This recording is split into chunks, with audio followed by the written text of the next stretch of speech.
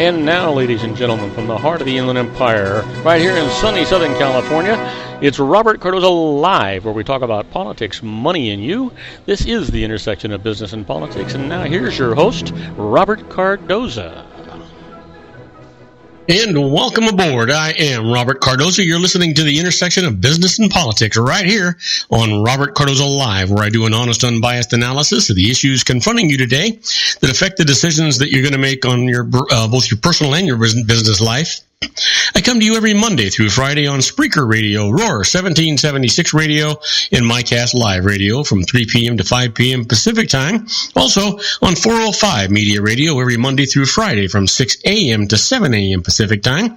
And we're on Pundit Press, PNN Talk Radio, and SHR Media Radio with the Conservative Syndicate every Monday and Friday from 3:30 p.m. to 4 p.m. Pacific Time. In addition to all countless terrestrial stations worldwide you can catch us on, please follow me on Facebook, Twitter, LinkedIn, Google+, Podomatic, and YouTube, where you can listen to all of my shows 24/7. Go to my website at www.robertcardozalive.com for archives of all my radio and television shows. You can listen to my show live right from my website each day, simply by clicking on that little icon labeled Listen Live. Excuse me. Email me at robertcardozalive@gmail.com is where I get all the emails I deal with here on the show. You can call into my show if you just want to comment or engage me in conversation about anything. Dial directly into the studio at 909-545-6516. Again, that number, 909-545-6516. Now, on today's show, we're going to discuss what's in the news, new legislation, the IRS loses, and I'm going to answer your emails like I always do. On today's show, we got a special segment where I join Sean LaFave on our new series, Robert and Sean on the World. But right now, I want you to stand by for news, because at 3:03 p.m. Pacific Time, it is currently 74 degrees here in the heart of the Inland Empire in sunny Southern California. Well, you know what? I'm going to give you I'm going to give you don't know what the heck happened there, but I'm going to give you an encapsulated segment of the news so we can kind of cover a lot of things and let you know what's going on in the news today. And then we'll get more in depth when we get to that. But right now, let's go ahead and do it. First, the 10 things that you need to know for today, Thursday. It's your daily look at late breaking news, upcoming events, and the stories that are going to be talked about all day today and tomorrow and probably beyond. First off is the shooting leaves 14 dead at a California Social Services Center. The motive remains unclear for the carnage carried out by at least 2 attackers believed to be wearing military-style gear. And British lawmakers vote to launch airstrikes on Islamic State extremists in Syria. The decision to join the international military campaign comes after Prime Minister Cameron warns that Britain must strike the militants and not sit back and wait for them to attack us. And why healthcare spending is growing in the United States. Last year's increase, the most since Obama took office, is being attributed to expanded coverage under Obamacare and zooming prescription drug prices. And what's emerged as most effective fighting force against Islamic State group? Well, a U.S.-backed alliance called the Syrian Democratic Forces draws on thousands of combatants from Syria's mix of religious and ethnic groups. Well, trial opens for Baltimore officer in Freddie Gray case. William Porter was among officers riding in a police van when the suspect, who prosecutors say was not restrained by a seatbelt, suffered a fatal broken neck. And House votes to rewrite No Child Left Behind. The bill, which now goes to the Senate, sharply scales back the federal role in American education, and why Moscow's spat with Ankara is worsening. Russia's top military brass accuses Turkey's president and his family of personally profiting from oil trade with Islamic State militants. Well, Texas sues the feds to block Syrian refugees. The lawsuit comes after the announcement of a plan to place 6 refugees in Dallas over the objections of the state's Republican governor. And after delays, NASA is resuming commercial shipments to the space station. The last successful U.S. supply run was in April, and the 250-mile-high pantry isn't as full as it should be. And then finally, Cyber Monday is the biggest online shopping day ever. Shopping by phone, laptop, or tablet jumped 21% to $3.11 billion, fueled by a surge in spending via mobile devices. Well, you know what? Let's talk a little bit more in depth about the news. You know, there's no significant players in contacts. Here's the deal. The latest on the mass shooting at the social service facility in San Bernardino, California, a U.S. official says the FBI was treating the mass shooting in California as a potential act of terror, but had reached no conclusion that it actually was. The official was briefed on the investigation, but wasn't authorized to discuss it by name and spoke on a condition of anonymity. The official said Saeed Rizwan Farouk communicated with individuals who were under FBI scrutiny in connection with a terrorism investigation. But the official said the contact was with people who weren't significant players on our radar, dated back some time, and there was no immediate indication of any surge in communication ahead of the shooting. The official said Farouk and his wife weren't the FBI's radar before the shooting, which killed 14 people. The official said the communication was a potential factor, but cautioned that contact with individuals who are subjects of investigations in and of itself doesn't mean that you are a terrorist. Well, I guess, right? Seems to be the way. But you know what? Motives behind the mass violence can be a complex mix. You know, why did they do it? The California rampage that left 14 dead shows the motives behind mass violence can be complex and difficult to determine. The careful planning, multiple shooters, and military-style weapons might seem to match up with recent terror attacks, but other circumstances, killing people known to an attacker, for example, could be more in line with the deep anger and personal frustration of a workplace assault. Pinpointing a motive can be that much harder when a suspect commits suicide or is killed without leaving behind a manifesto detailing ideological views of personal grievances.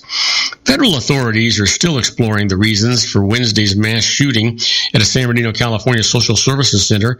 Police say the two suspects, Saeed Rizwan Farouk, a 28-year-old county restaurant inspector, and his wife, Tashreen Malik, 27 years old, were killed later in a shootout with officers. The FBI says it's exploring possible motives, including terrorism or workplace violence. President Barack Obama said today it was possible this was terrorist-related, but authorities were unsure. He also raised the possibility that it was a workplace dispute or that mixed motives were in play. What happened doesn't fit the standard model for either, and that's one of the things that makes it more confusing, said Mark Pitkovich, an extremism expert at the Anti-Defamation League. Well, we'll see what happens. There's a lot of unanswered questions. But when we come back, I'm going to deal with politics of grief, gun control, and prayer after the latest shooting. We'll talk all about it after these brief messages. Do not go away. If you want to increase your client base and sales, then consider this, the Relationship Building Network at RBN. Given the current economic conditions and challenges, we all need to work smarter, make smarter decisions, invest our hard-earned dollars where it'll yield the best return for our investment. Many business professionals claim that the most effective networking group in Orange County is RBN. No other networking group or organization can offer what RBN offers. Make every year your best year. Join RBN and start reaping the benefits today. You know, nearly 3,000 businesses have joined RBN and experienced those benefits. Why join RBN? It's one group. It's one membership. It's no renewals. It's all through Orange County. RBN is a freestyle networking group. No mandatory attendance, no restrictions, no rules, and no penalties. Call them at 949-830-5776 or go to their website at rbninfo.com. That's 949-830-5776. If you've ever dreamed of having your own business to make your life secure, you know Water's Edge Wineries might be just the ticket. In 2004, their founder, Ken Lineberger, created the first winery franchise in California. It was a new concept with all of the functionality of a traditional winery, but without the vineyards. They purchase high-quality grape must from one of the largest winemaking companies in the world. Then they craft each wine carefully and bottle it right at their location. The winery was built to satisfy consumer demand for wine by the bottle and by the glass, but still kept the element of allowing customers to bottle their own custom vintage. Now, they're opening urban wineries across the United States under the brand Water's Edge Wineries. If you've ever dreamed of owning your own winery, it may be in reach right now through Water's Edge Wineries. Just give them a call at 909-468-9463, extension 700. That's Water's Edge Wineries, 909-468-9463. Have you ever found yourself caught between a rock and a hard place? The law offices of Blomberg, Benson, and Garrett might be just the answer for you. The attorneys of Blomberg, Benson, and Garrett have been serving the Inland Empire since 1989. They're dedicated to the aggressive litigation of civil, criminal, and real estate matters. Over the years, they have recovered tens of millions of dollars for their clients. The firm's practice specializes in litigation of personal injury, accident, slip and fall, real estate, and criminal law cases. The firm provides clients with the care, accuracy, and dedication of experienced attorneys. Blomberg, Benson, and Garrett is located at 10300 4th Street, Suite 150 in Rancho Cucamonga, California. They've been providing the Inland Empire residents with outstanding legal services for over 25 years. They look forward to providing you with aggressive legal representation. Call them at 909-945-5000, where you can talk to a person, not a machine. That's 909-945-5000, the law offices of Blomberg, Benson, and Garrett. And now let's get back to our show where we talk about politics, money, and you. And I'm Robert Cardoza. You're listening to Robert Cardoza Live on the street at the intersection of business and politics. And we're talking news. You know what? Politics of grief, gun control, prayer after the latest shooting. It's a natural reaction in times of grief. Politicians from both parties offered supportive thoughts and prayers for those killed in the San Bernardino shootings. But within hours, social media was awash with pushback from gun control advocates calling out those who offer prayers without pushing for tighter gun laws.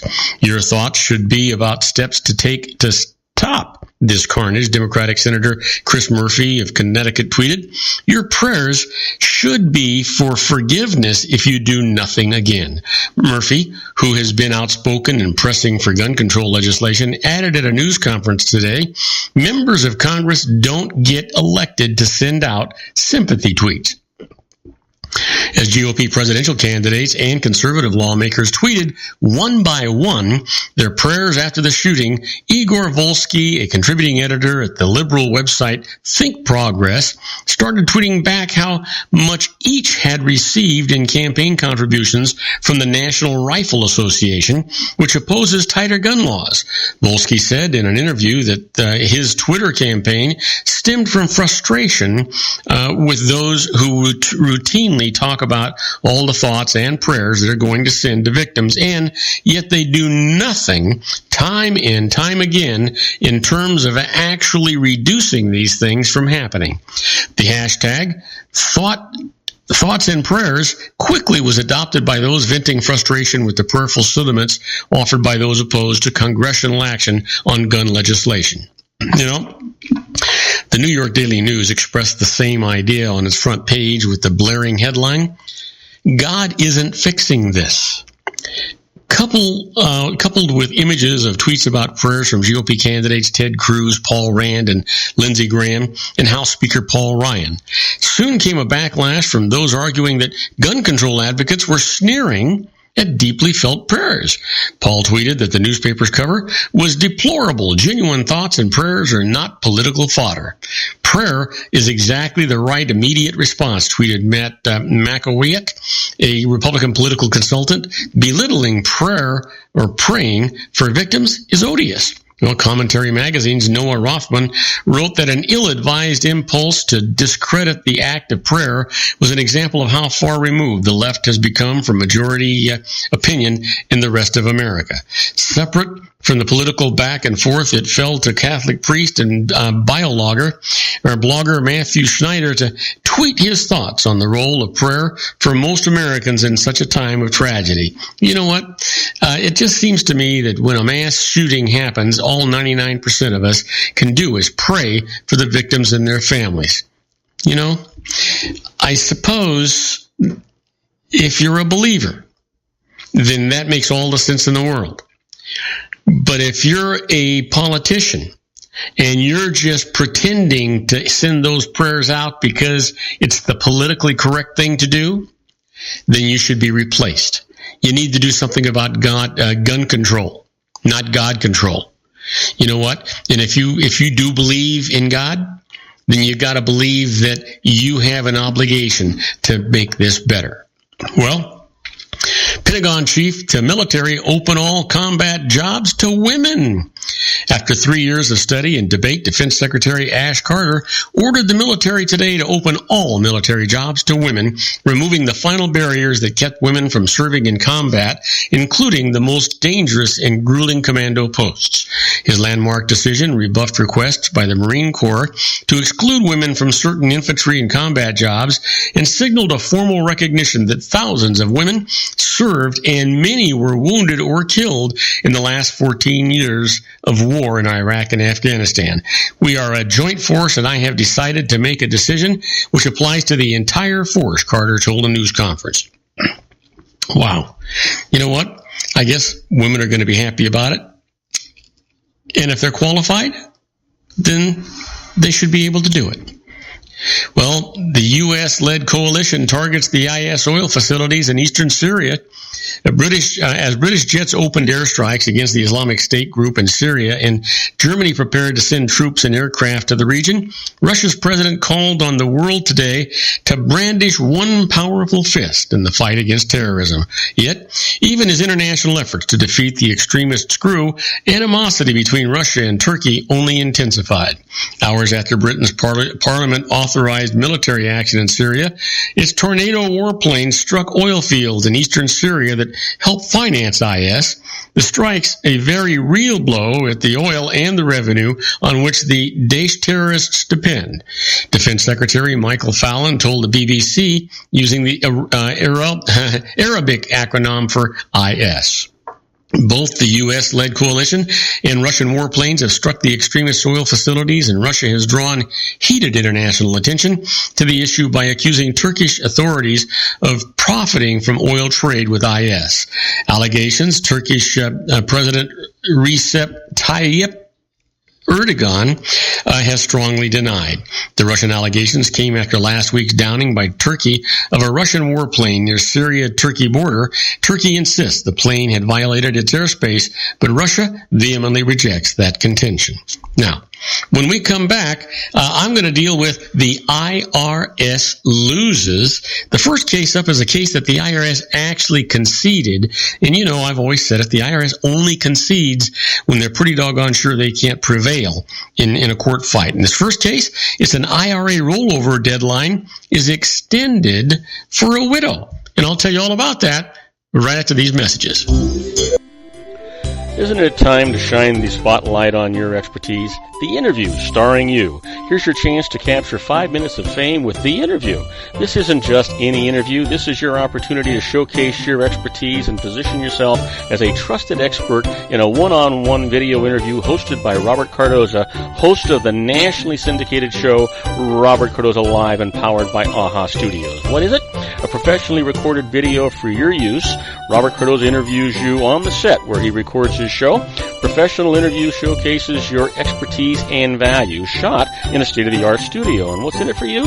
Gain credibility as an expert, earn the trust of your target market, educate in a way that intrigues your audience, gain a powerful marketing tool that offers dozens of uses, website, video sharing sites, social media, email, DVDs, direct mail, lobby video, resumes, profile building, all that kind of stuff. Association with the nationally syndicated celebrity. That's right. And let's talk about AHA Studios. AHA is a strategic marketing firm that leverages the powerful and visual persuasion to help your business create powerful messages that connect with your target market. AHA ventures way beyond strategy, delivering the marketing collateral you need to start driving a new business through your doors. AHA has a full-service, in-house, state-of-the-art production studio to bring your messages to life using video. Discover how to make The Interview work for you. Call 949-831-2222. That's 949-831-2222. Aho Image Studios, Incorporated. Dr. Stephen Tidwell, Gentle Family Dentistry in a caring, personalized environment. Here at Dr. Tidwell's office, we are dedicated to helping you keep your teeth healthy.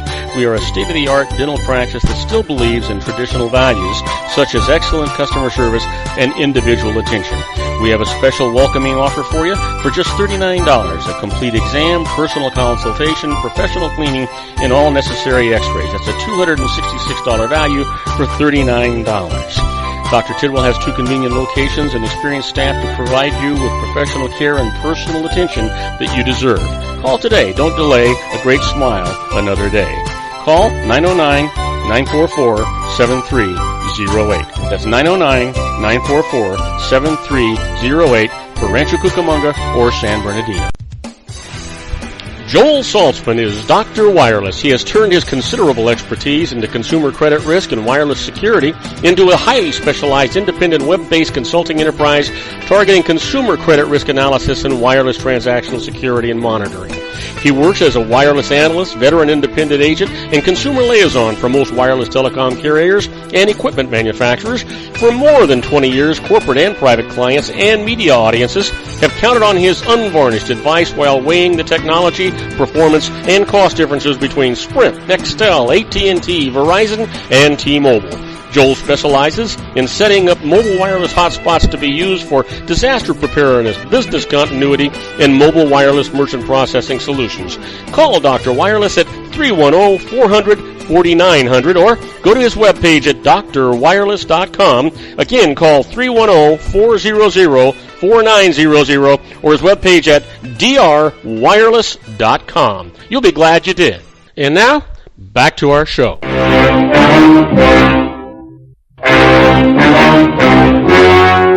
The story you are about to see is true. The names have been changed to protect the innocent.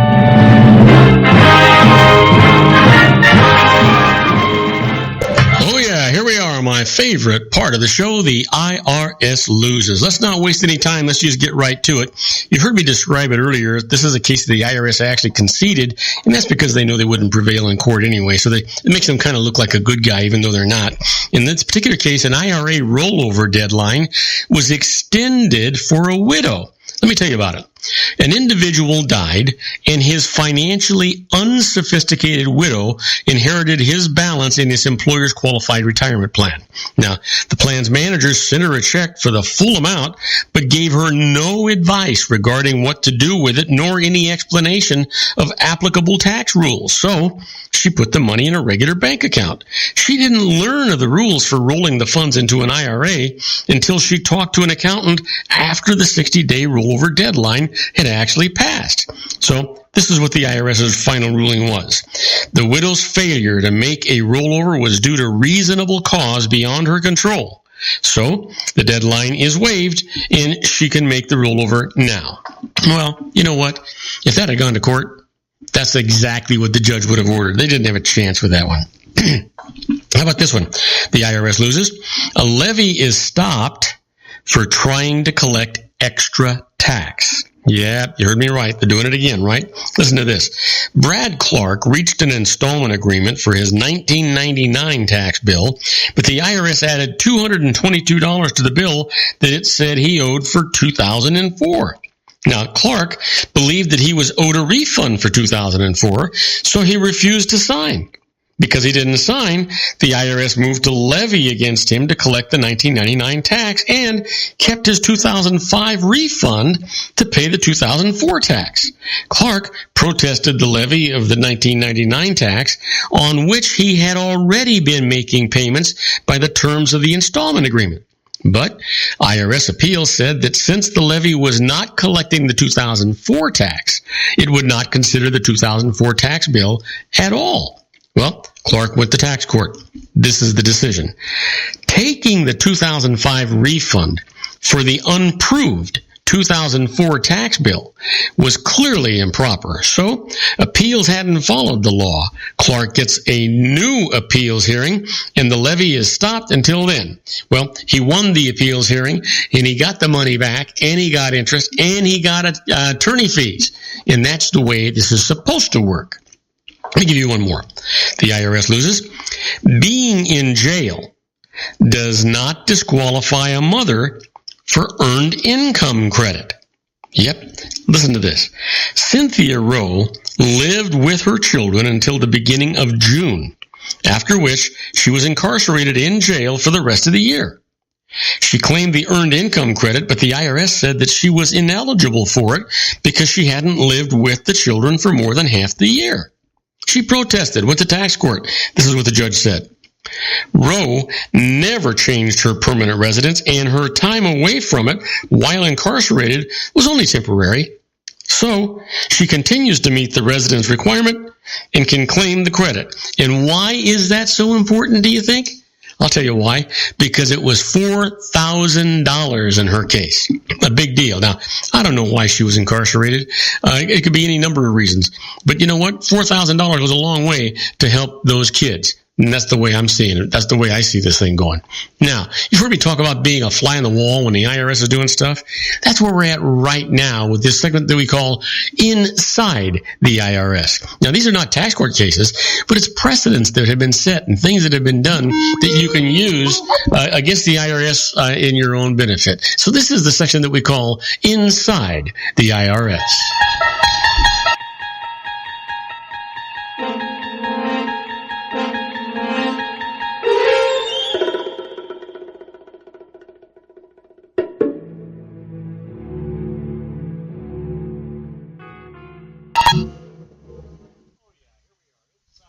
Oh yeah, here we are. So you know what? If that sounded a little funny, it's because like the numble brain guy that I am, I forgot to turn my microphone on. I'm sitting there talking, and I can't figure out why I couldn't hear anything, and I couldn't hear anything because I didn't have my microphone turned on. So go figure, right? That's the way those kind of things work. Well, let's get to it.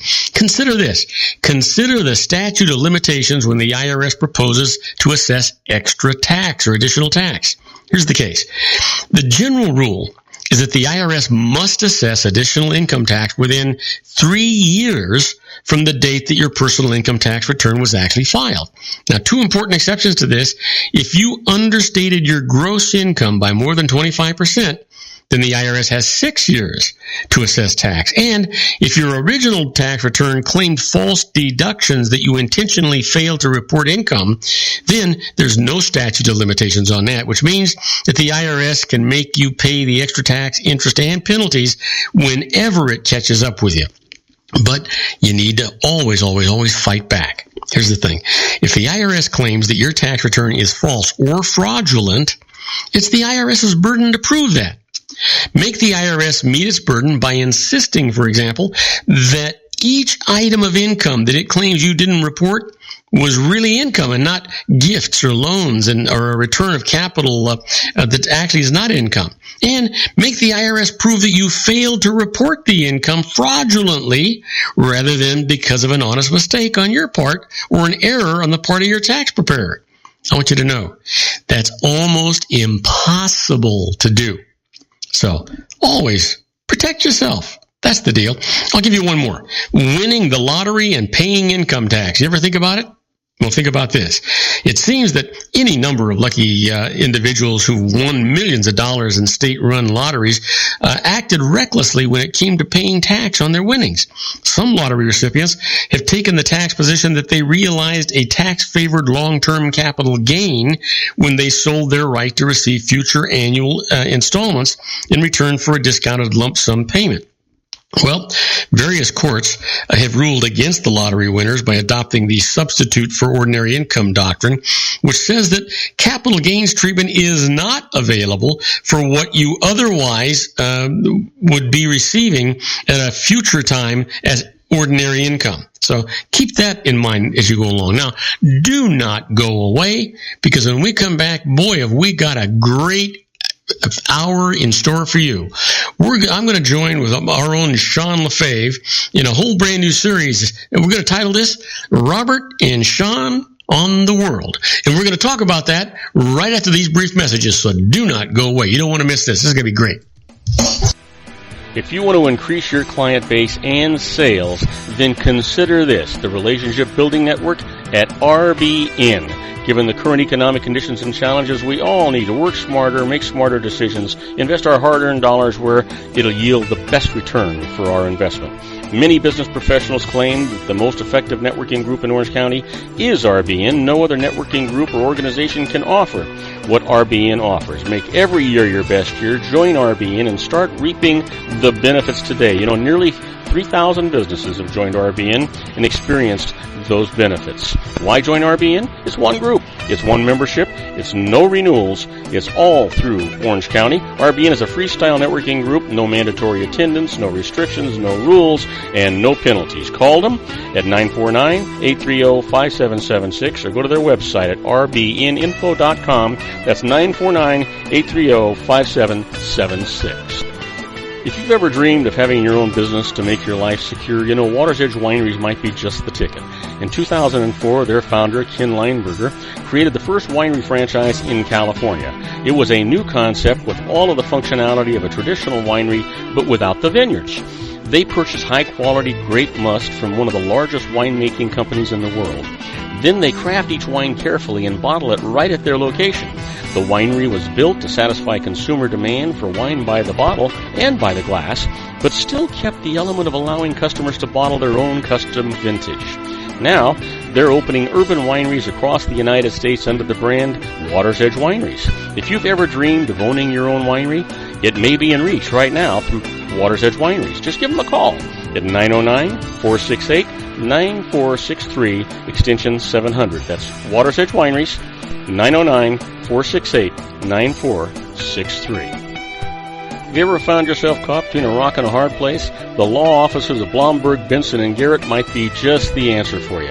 The attorneys of Blomberg, Benson, and Garrett have been serving the Inland Empire since 1989. They're dedicated to the aggressive litigation of civil, criminal, and real estate matters. Over the years, they have recovered tens of millions of dollars for their clients. The firm's practice specializes in litigation of personal injury, accident, slip and fall, real estate, and criminal law cases. The firm provides clients with the care, accuracy, and dedication of experienced attorneys. Blomberg, Benson, and Garrett is located at 10300 4th Street, Suite 150 in Rancho Cucamonga, California.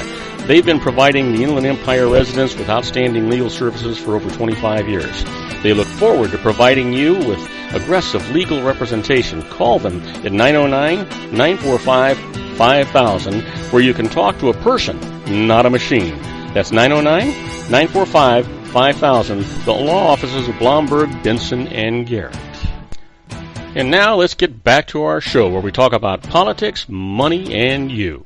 And I am Robert Cardoza. You're listening to Robert Cardoza Live on the street at the intersection of business and politics. We're at 3:33 p.m. Pacific time. Currently 75 degrees here in the heart of the Inland Empire. That's the high in sunny Southern California. And they're going down to 46 degrees. But my good buddy Sean Lefebvre is sitting out there in Laguna Beach, California, and it's 5 degrees cooler. It's 70 degrees and partly cloudy where he's at. But you know what? Where he lives in God's country. I mean, it's just absolutely gorgeous over there. And so are the women. I think that's why he actually lives there. So let's not talk about him. Let's give him a proper introduction and let's talk with him.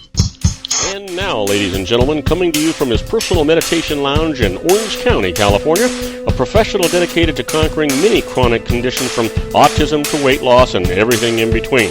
The nationally recognized wellness coach, consultant, and lecturer, Sean Lefebvre, in his Geared for Wellness Corner.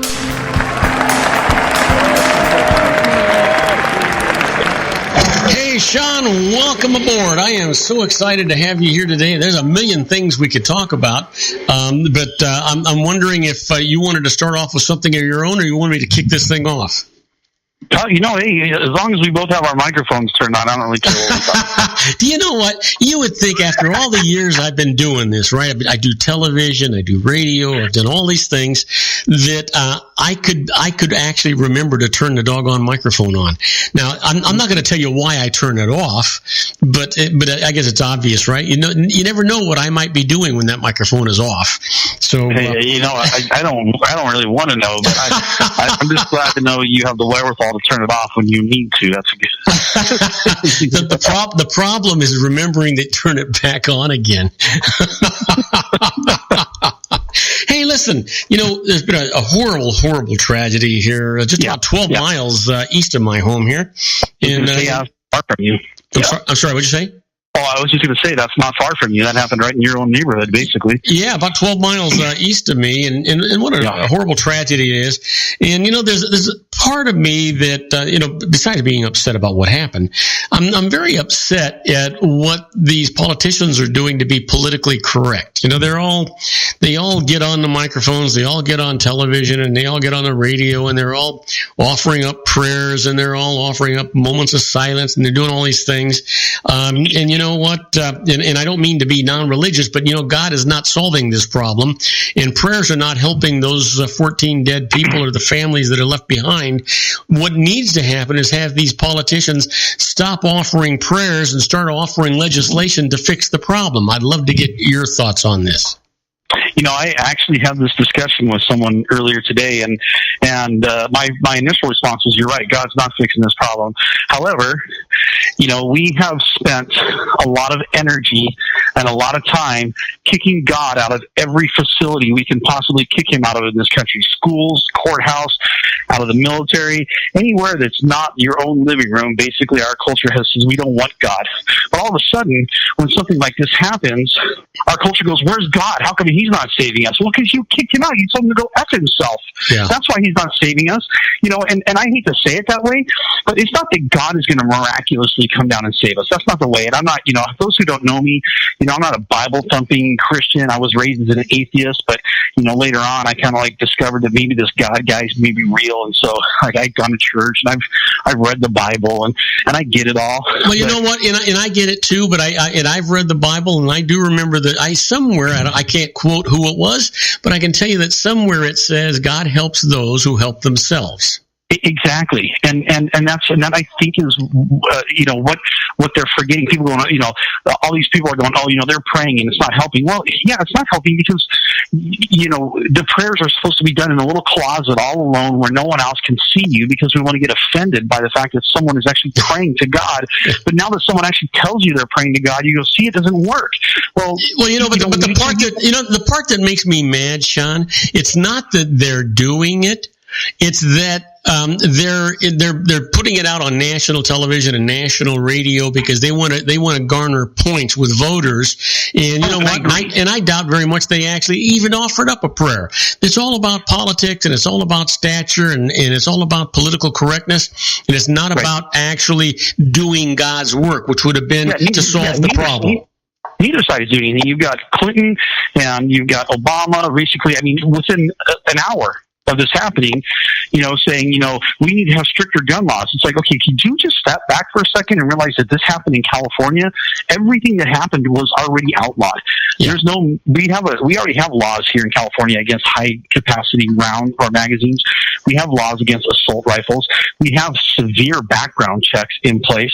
It used to be almost impossible to get a concealed carry permit up until just a little while ago this year. Finally, I think it was a federal court came out and said, hey, you know what, California, you are not giving people the concealed carry permits that you said that you would give them. Let me correct you, because Governor Brown, that magnanimous man up in Sacramento, actually just signed a bill denying everyone concealed carry permits. Oh, geez, I didn't even hear that. Wow. Yeah, that was just recent. That was just recent. Yeah. Okay, yeah, I didn't even hear about that one. So now we can't even carry. So we have very strict gun laws here in California, and this still happened. And you got the left side going, we need more strict gun laws. Well, that's obviously not helping. You got the right side going, well, we're just going to pray for you. Well, obviously prayer is going to happen because we've already taken out all those biblical principles that you want to put in place, all the stories that the Bible teaches, all the moral values that come from it. We've taken that out of our culture. We don't want that to be part of our culture. So what we've done now is you've got this generation of lawlessness, and they go, well, you know what? Even God's laws aren't good enough for us. So, but how do we approach this, Sean? When you start thinking about it, we in this year, We have already had 355 mass shootings. That's 4 shootings or four fatalities or more in one incident. We've had over 355 this year alone. That's one a day. One a day, massive shootings. And so in this country, the United States of America is the most unsafe country on earth. It's worse. Well, I think it'd be safer to be in Afghanistan. Yeah, I wouldn't go quite so far as to say it's the most unsafe, but it's definitely not what it used to be. And as you know, for industrialized, modernized Western nations, it may be the most unsafe. But but again, it goes back to we've created a culture where we're so afraid of offending everybody. The millennium generation, or I like to call them the crybaby generation, are so afraid to say anything that's going to offend anybody. Even the president of the United States, he's old enough to know better. I guarantee you, he's not going to come out and call this an act of Islamic terrorism. Well, he did come out today and call it an act of terrorism. He says that he doesn't know who's going to get the blame, whether if it's going to be organized that way or not.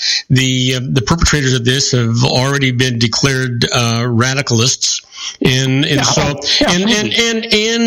Obama, not that I hate the idea that I'm defending him, but he did come out and say that this was an act of terror. But I'm proud of him. I'm proud of him for actually using the word terrorist instead of an act of extremism. Because normally he'll come out and say it's extremism. The fact that he actually used the word terrorist blows my mind away. Yeah, I'm not going to say I'm proud of him for anything. So, the one thing that I do know is that I'm going to celebrate come January the 20th, 2017. Well, I'll celebrate as long as Hillary Clinton isn't president. Well, no, I'm going to celebrate because we'll have a whole brand new president and maybe somebody that can effectively do something. Well, I hope the next president gives us something. I'm tired of change. We've had enough change, and I kind of want to go back to getting rid of some of this change that we've had, because clearly our country is not better off. We've had more shootings, we've had more division, we've had more racism, we've had more problems, and we've got a government. If we can call Congress, and if we can call the Supreme Court, and if we can call the executive division of the government, if we could call that government, we have a government that absolutely does not listen to the people, because if they did, these issues would be taken care of. Everybody wants it taken care of, and we've got a Congress that won't do it. Right, and I agree with you. Yep. And if Congress did do it, that numb-nutted son of a gun in the White House wouldn't sign it. Yeah, he won't sign it. He'll veto it. He'll override it. He'll do whatever executive order he can to just do what he wants anyway. And it's just it's a sad state of affairs right now in our country. And yeah, we've got things like this going on in San Bernardino. And of course, initially the thought was it was workplace violence. We had no idea this was a terrorist act. Yeah. What surprised me was how quickly those, and I don't want to say necessarily we're militarizing our police force, but those militarized versions of police cars. Holy cow! Yeah, not only that, on the scene so fast. It was like they were waiting for it to happen. 4 minutes. They were there in 4 minutes, and not only was the San Bernardino Police Department there, the San Bernardino Sheriff's Department was there, and the police from the surrounding communities all had police officers in there. I got to tell you what. I mean, God, I hate to say it this way. I was really, really proud of the way we responded. It was very professional the way we responded. Nobody lost their head there. No, it was unbelievable. And normally you see scenes like this, like that scene where they were on, I don't know if it was a freeway or what road they were on, where the shootout happened. These weren't police cars that were out there. These were full-on assault vehicles, like fully armored vehicles. These were things that are made to take bullets. Yeah. And I was just like, whoever had their preparedness plan in place, they did it right, and they did it fast. And I was just shocked. I expected to see police cars pulling up to these guys and having a shootout. When I read that there was a shootout, I clicked on the link. I expected to see all these police cars full of bullet holes. Nope, it was full-on assault vehicles there. Oh, yeah. Yeah. Hold that thought, because guess what time it is? It's break time. It's time for us to take a commercial break. We're going to be right back with my good buddy Sean LaFave. We're going to continue talking about the San Bernardino tragedy, and we're going to talk about a lot of other things in the world too. So don't go away. We'll be right back with Sean LaFave, and I guess we can still call it the girl. Well, no, we're not going to call it that. We're going to call it Robert and Sean on the World. We'll be right back. Don't go away. Isn't it time to shine the spotlight on your expertise? The Interview, starring you. Here's your chance to capture 5 minutes of fame with The Interview.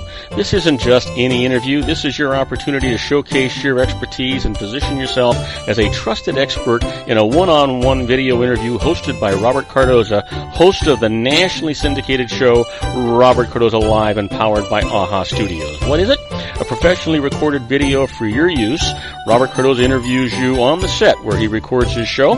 Professional interview showcases your expertise and value, shot in a state-of-the-art studio. And what's in it for you? Gain credibility as an expert, earn the trust of your target market, educate in a way that intrigues your audience, gain a powerful marketing tool that offers dozens of uses, website, video sharing sites, social media, email, DVDs, direct mail, lobby video, resumes, profile building, all that kind of stuff.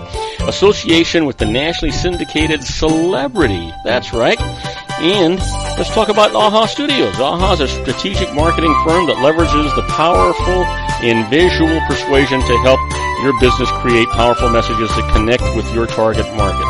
AHA ventures way beyond strategy, delivering the marketing collateral you need to start driving a new business through your doors. AHA has a full-service, in-house, state-of-the-art production studio to bring your messages to life using video. Discover how to make The Interview work for you. Call 949-831-2222.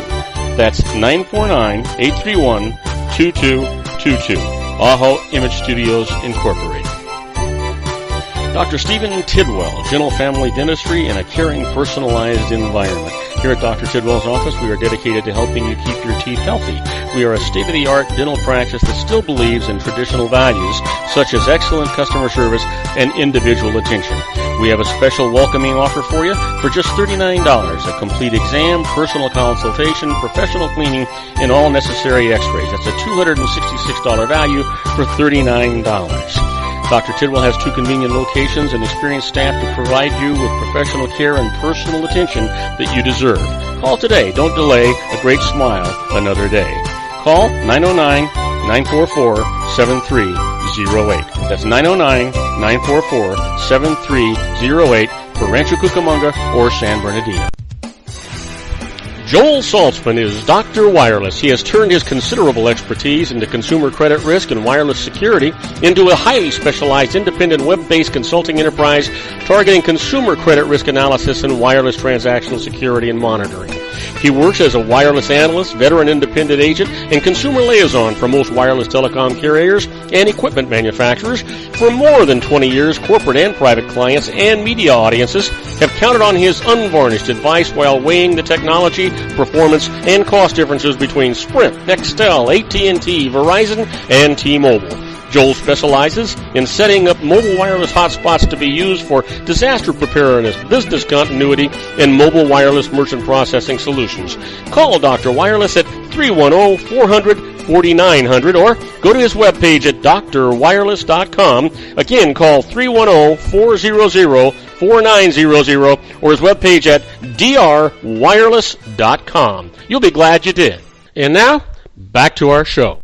And I am Robert Cardoza. You're listening to Robert Cardoza Live on the street at the intersection of business and politics. And hey, you know what? It's Sean and me, and we're talking about the world. You know, when we left, we were talking about this tragedy in San Bernardino. You know, Sean, I was just absolutely amazed at how quickly the law enforcement took absolute control. I mean, it was within 4 minutes, and how quickly they found this man and his wife. And I love the way it ended. I love the way it ended too. You know, like this was kind of a Bonnie and Clyde sort of thing. Yeah, shootout at the OK Corral. You know, it was sort of like Butch Cassidy and the Sundance Kid. So let me ask you, what do you think about it? There's been a lot of people that are going, you know, this happened so smoothly. This place has had lots of drills about what to do in this type of situation. Everyone responded quickly. These guys were 2 miles away from the scene after only 15 minutes later, and they were caught. And a lot of people are saying, you know what, this almost feels like it was pretty orchestrated. You know what, it really does. First of all, I really don't know what I would do, but I keep thinking in terms of because I can't imagine myself ever doing anything like this. But if I did, man, 2 hours, I'd be in Mexico already. Yeah. Oh, yeah. Yeah. I'd be out of here. And you know what? Here's the thing: they had to have pre-planned it. First of all, they were in a rented car. The night before, they left their 6-month-old daughter with in-laws, right? And said, "Oh, we got to go to the doctor." Yeah, but in SWAT gear, I suppose. They had 3 pipe bombs that they had left there at the facility that didn't work. They had 6 pipe bombs in the vehicle that with the detonators they hadn't gotten. They had the makings of more pipe bombs in their home. All of this stuff. They had 1,600 rounds of ammunition plus all of this assault weapons. I'm sitting to myself, now that sounds like they pre-planned everything except the getaway. I don't understand that. Yeah, and that's exactly it. And I'm not talking about, like, obviously the attack itself was pre-planned. That's a no-brainer. That clearly was.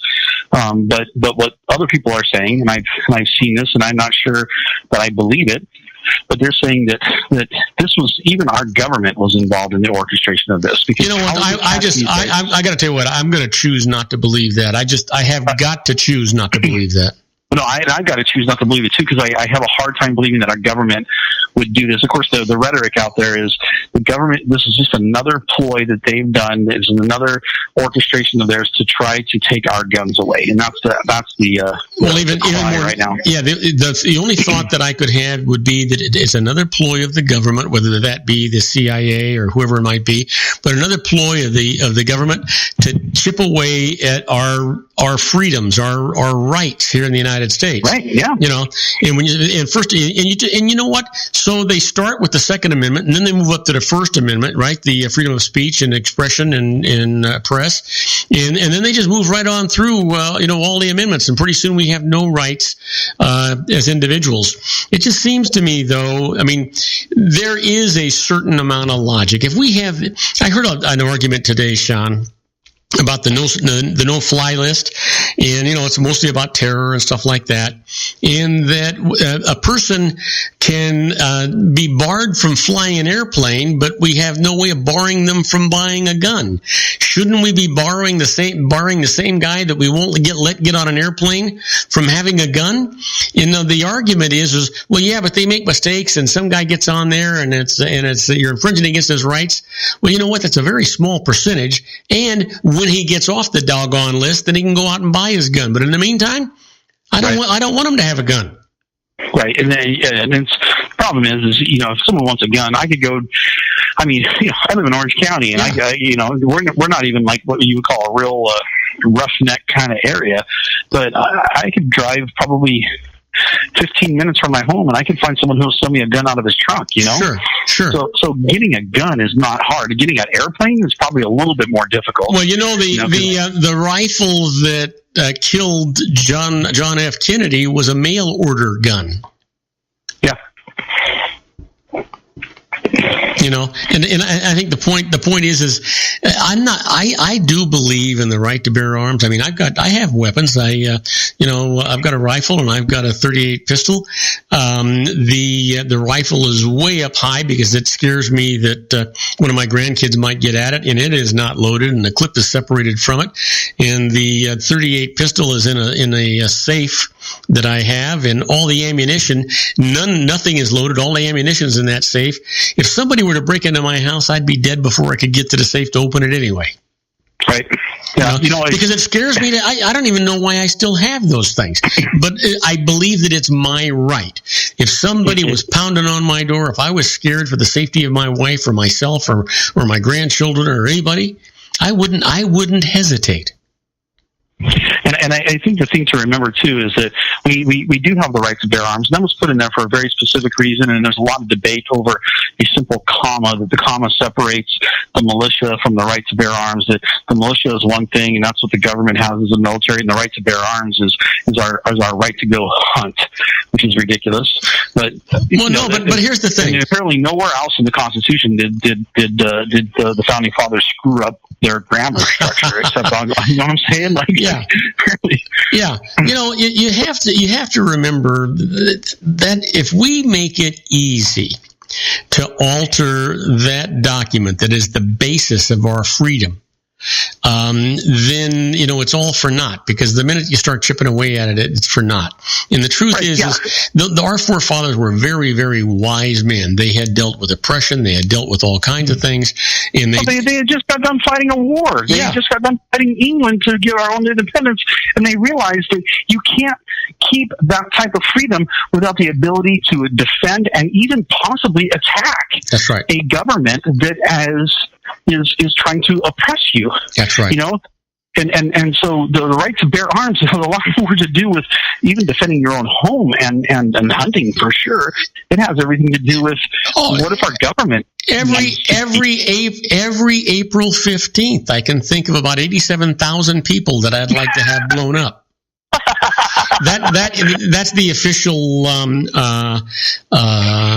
population of the employees of the Internal Revenue Service. Internal Revenue Service, yeah. We need 87,000 people to do something that didn't even exist over 100 years ago. Oh, not even that. Not even 100 years ago. It was 1913. No, I guess it was 100 years ago. 1913. Was it 1913 or 1933 when the income tax was actually established? I don't know. I wasn't born then, so yeah. You weren't. You know how the history starts the day you're born. Everything before that doesn't even count. You sound like you have the wisdom of somebody that might have been born in 1913.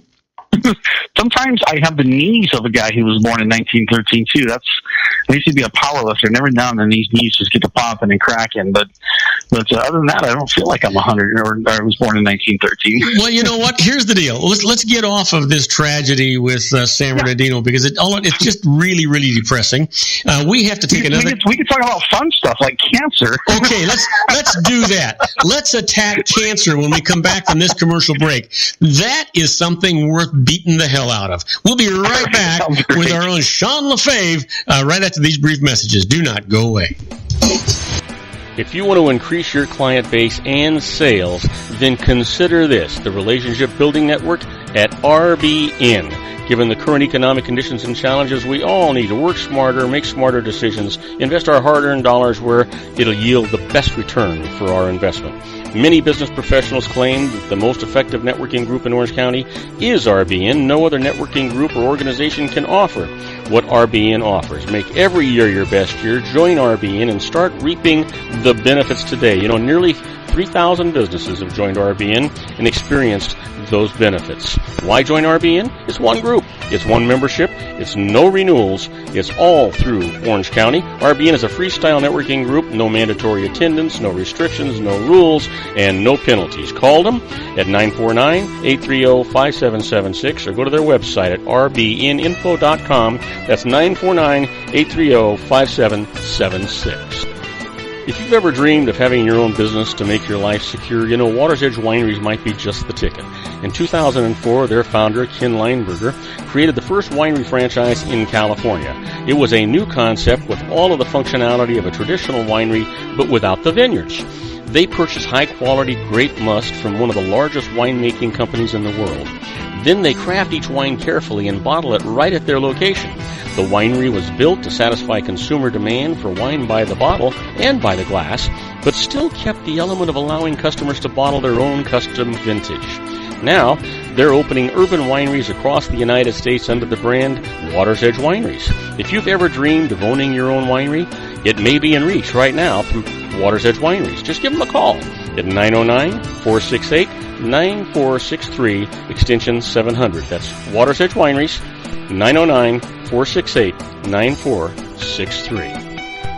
Have you ever found yourself caught between a rock and a hard place? The law offices of Blomberg, Benson, and Garrett might be just the answer for you. The attorneys of Blomberg, Benson, and Garrett have been serving the Inland Empire since 1989. They're dedicated to the aggressive litigation of civil, criminal, and real estate matters. Over the years, they have recovered tens of millions of dollars for their clients. The firm's practice specializes in litigation of personal injury, accident, slip and fall, real estate, and criminal law cases. The firm provides clients with the care, accuracy, and dedication of experienced attorneys. Blomberg, Benson, and Garrett is located at 10300 4th Street, Suite 150 in Rancho Cucamonga, California. They've been providing the Inland Empire residents with outstanding legal services for over 25 years. They look forward to providing you with aggressive legal representation. Call them at 909-945-5000, where you can talk to a person, not a machine. That's 909-945-5000, the law offices of Blomberg, Benson, and Garrett. And now let's get back to our show where we talk about politics, money, and you.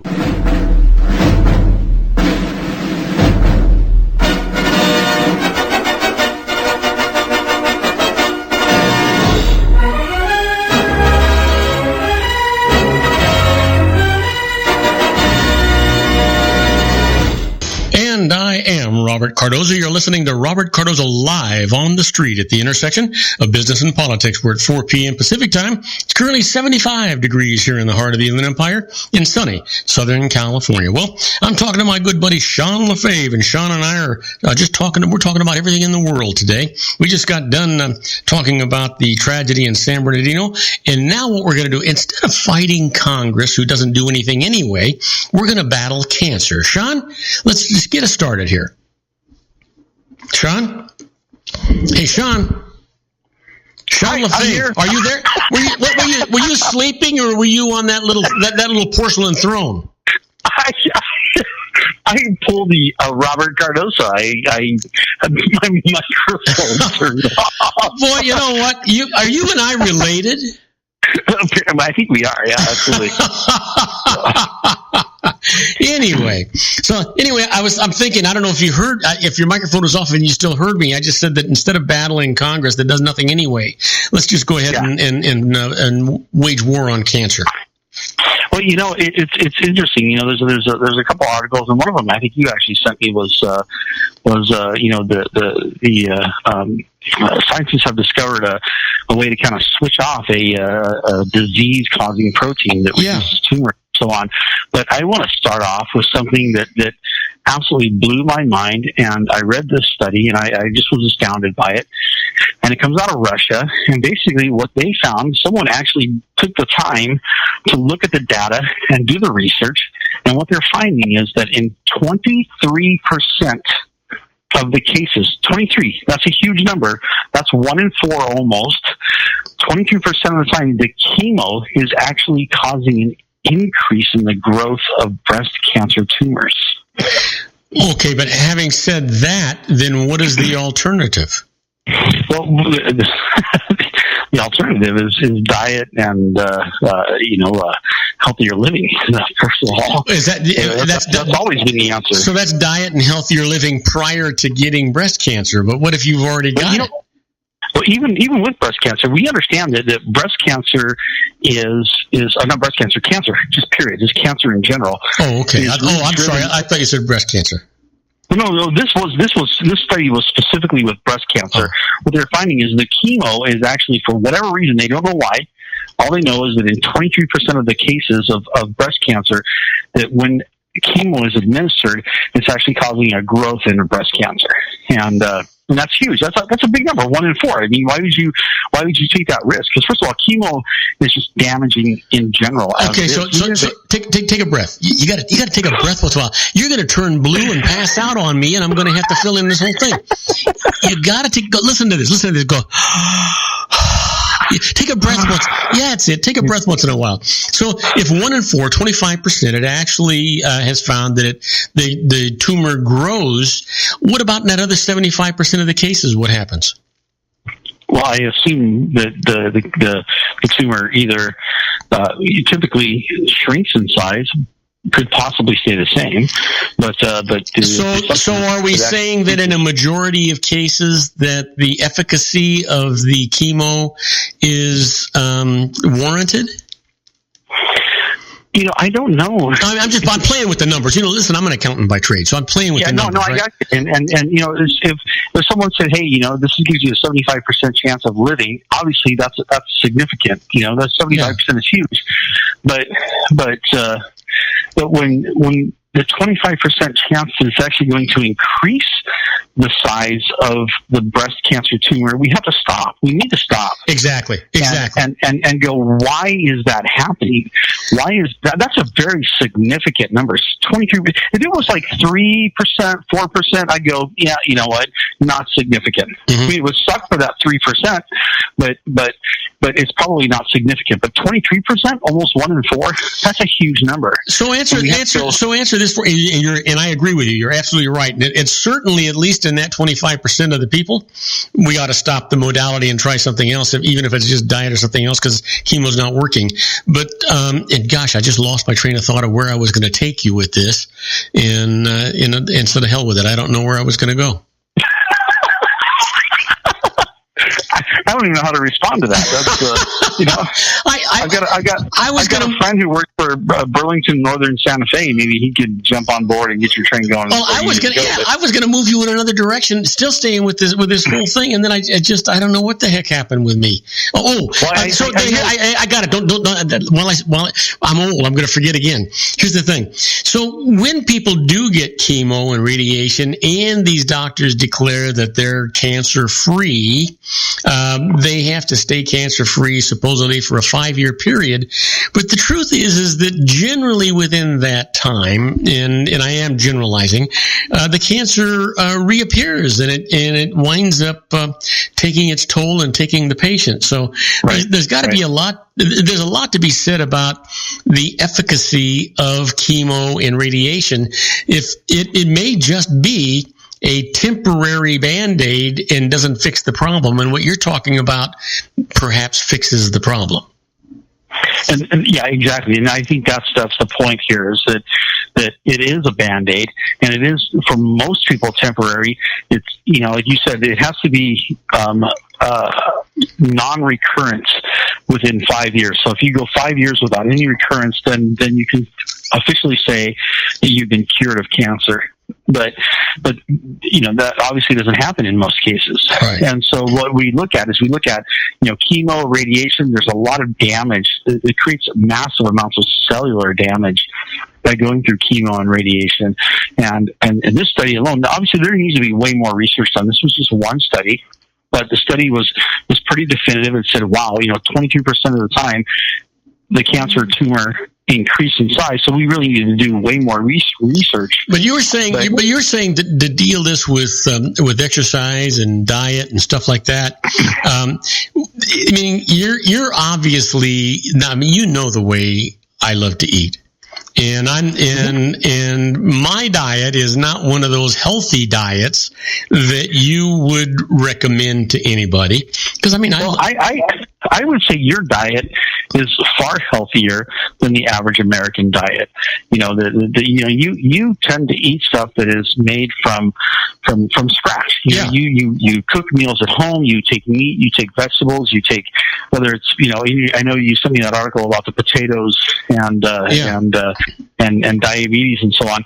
But you know, even natural foods, it's so much healthier, because you're not getting all of the preservatives, the artificial flavors. You're not getting all the excitotoxins that go along with it, the hydrogenated oils. So, you know, all these different things, all these synthetic, man-made food substitutes. So if you're a couch potato eating popcorn and potato chips and not getting any exercise at all, you're just asking for trouble, right? You are asking for trouble, absolutely. And the answer to things like cancer and diabetes are simple. It's a change in diet, and it's not a huge, massive change in diet, but it's a going back to how we used to eat.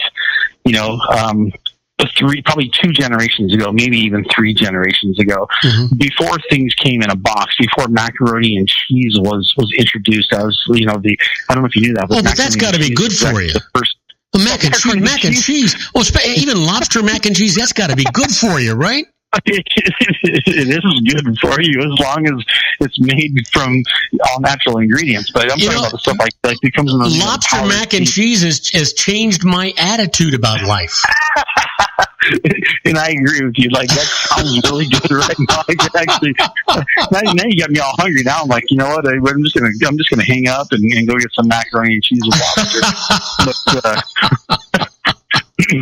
that does sound actually really good right now. But and I've made macaroni and cheese at home with you get the pasta, you boil it, and then you actually use real cheese. It's the easiest. Yeah, it is the easiest thing to make, and the nice part about it is you can experiment it with it and make it in different ways. You can use. Yeah, you can use all kinds of cheeses. Oh my gosh, macaroni and cheese is awesome. But obviously talking about stuff that comes from a box. It's like instant foods have changed the way that people eat, and it has changed our structure. Is it the GMOs and the preservatives and stuff in there that have ruined the American diet or the world diet?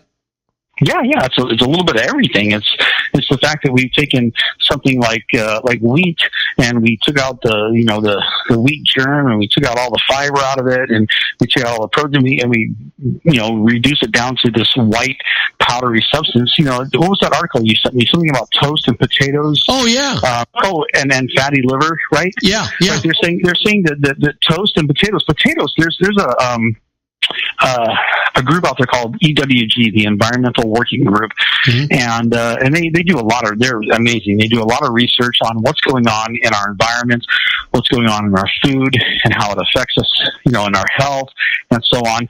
And they put out a paper every year called the Dirty Dozen, and they talk about the 12 most dirty foods out there as far as vegetables and fruits and so on. And they also put out the cleanest ones as well, so they have a balance.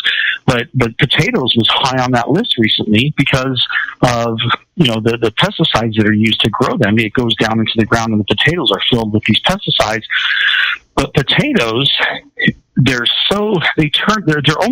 just one step away from sugar, and toast, even wheat toast, converts in the body more rapidly than actual table sugar does. And in the article you sent, you talk about fatty liver, but it applies to things like diabetes and even cancer, which is what we were talking about. Is they're talking about this new modern non-alcoholic fatty liver syndrome is what they were talking about with this article that you sent me. And the fact is, that's something that those of us who have kind of been in this industry for a while have always said, yeah, that's exactly what happens. This is nothing new to us. This is new to maybe the medical community, or it's new to the food community, or it's new to the mainstream media. But I know that you and I have talked. It was a few months ago. We talked about foie gras, which of course and which means foie gras.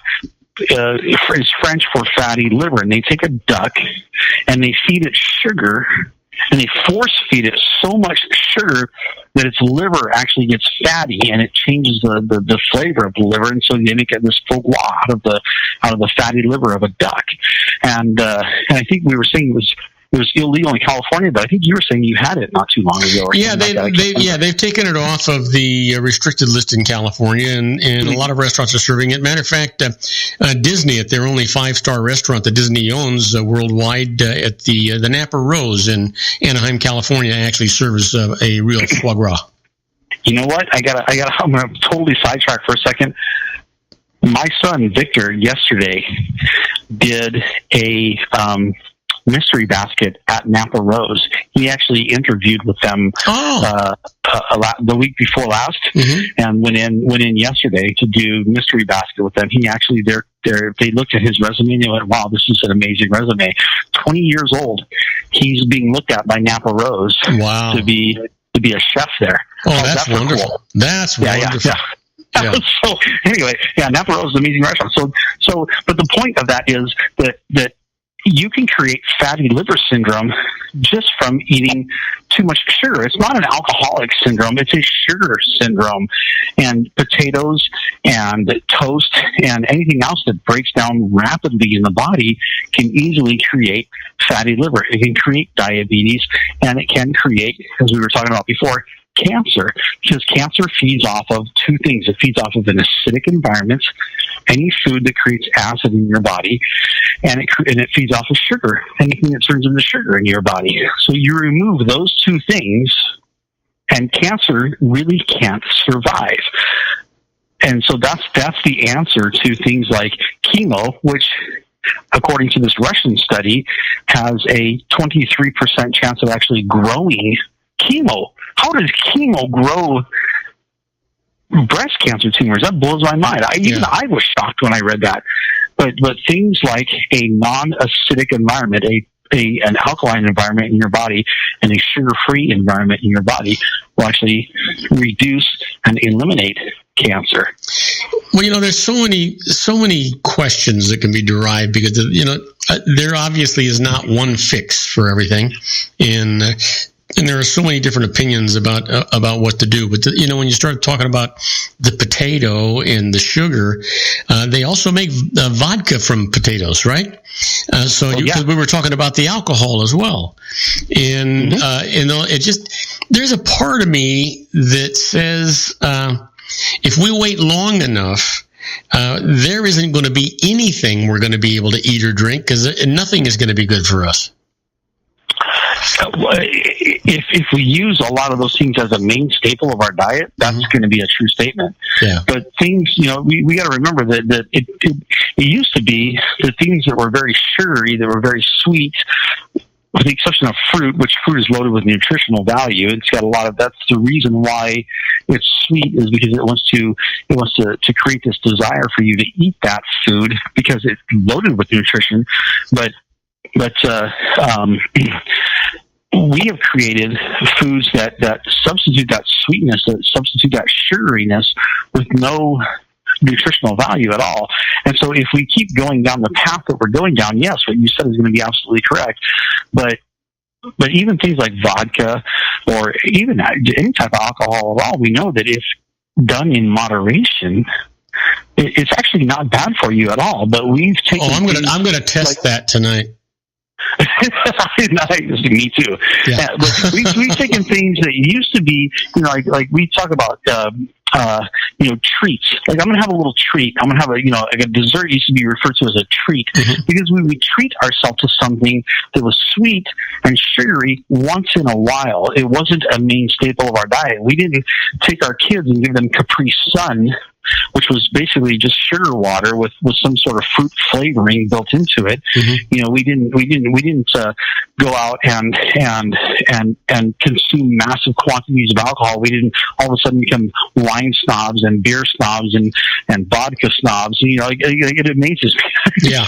We beer has all of a sudden become this thing. Like people go, I love the beer. It's got a bit of a hoppiness to it with a sort of, it's got an after. It's got a chocolate. I'm like, you guys sound like you drink wine. Why don't you just, if you want to be a snob, just drink wine and get it over with, But we've taken a lot of the things that used to be kind of a sort of a treat, something we would do after we ate a healthy meal and then get a little bit of it. We've taken that and made it almost a staple of our diet. And that's the problem with what's going on in our culture is we're eating things as a main staple that really should be a dessert or maybe a nightcap or something that we would use as a treat. And I think that's where the big problem comes in is it's not that things are bad for us. You've said to me time and time again that anything in moderation is okay, and I think that that's true. I mean, I certainly feel that way about exercise. You got to do that in moderation. But I exercise and I love it, and I feel guilty when I don't exercise. And I love to cook, which is why I probably eat a little more healthier without even knowing it, because I just love to cook and I like to experiment that way. Having said that, we are going to go on another one of those commercial breaks. And when we come back, I'm going to hit you with a stat. We're going to get off of cancer and onto something else. I'm going to hit you with a stat, and you and I are going to have a conversation that is going to blow everybody's mind. And I can leave you with this and let you think about it. It's 1 in 3. It's 33%. And I'll tell you all about it right after these brief messages. Don't go away. Isn't it time to shine the spotlight on your expertise? The Interview, starring you. Here's your chance to capture 5 minutes of fame with The Interview. This isn't just any interview. This is your opportunity to showcase your expertise and position yourself as a trusted expert in a one-on-one video interview hosted by Robert Cardoza, host of the nationally syndicated show Robert Cardoza Live and powered by AHA Studios. What is it? A professionally recorded video for your use. Robert Cardoza interviews you on the set where he records his show. Professional interview showcases your expertise and value, shot in a state-of-the-art studio. And what's in it for you? Gain credibility as an expert, earn the trust of your target market, educate in a way that intrigues your audience, gain a powerful marketing tool that offers dozens of uses, website, video sharing sites, social media, email, DVDs, direct mail, lobby video, resumes, profile building, all that kind of stuff. Association with the nationally syndicated celebrity. That's right. And let's talk about AHA Studios. AHA is a strategic marketing firm that leverages the powerful and visual persuasion to help your business create powerful messages that connect with your target market. AHA ventures way beyond strategy, delivering the marketing collateral you need to start driving a new business through your doors. AHA has a full-service, in-house, state-of-the-art production studio to bring your messages to life using video. Discover how to make The Interview work for you. Call 949-831-2222. That's 949-831-2222. AHA Image Studios Incorporated.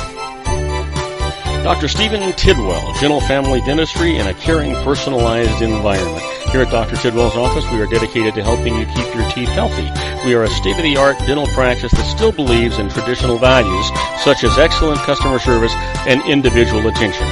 We have a special welcoming offer for you for just $39, a complete exam, personal consultation, professional cleaning, and all necessary x-rays. That's a $266 value for $39. Dr. Tidwell has 2 convenient locations and experienced staff to provide you with professional care and personal attention that you deserve. Call today. Don't delay. A great smile another day. Call 909-944-7308. That's 909-944-7308 for Rancho Cucamonga or San Bernardino. Joel Saltzman is Dr. Wireless. He has turned his considerable expertise into consumer credit risk and wireless security into a highly specialized independent web-based consulting enterprise targeting consumer credit risk analysis and wireless transactional security and monitoring. He works as a wireless analyst, veteran independent agent, and consumer liaison for most wireless telecom carriers and equipment manufacturers. For more than 20 years, corporate and private clients and media audiences have counted on his unvarnished advice while weighing the technology, performance, and cost differences between Sprint, Nextel, AT&T, Verizon, and T-Mobile. Joel specializes in setting up mobile wireless hotspots to be used for disaster preparedness, business continuity, and mobile wireless merchant processing solutions.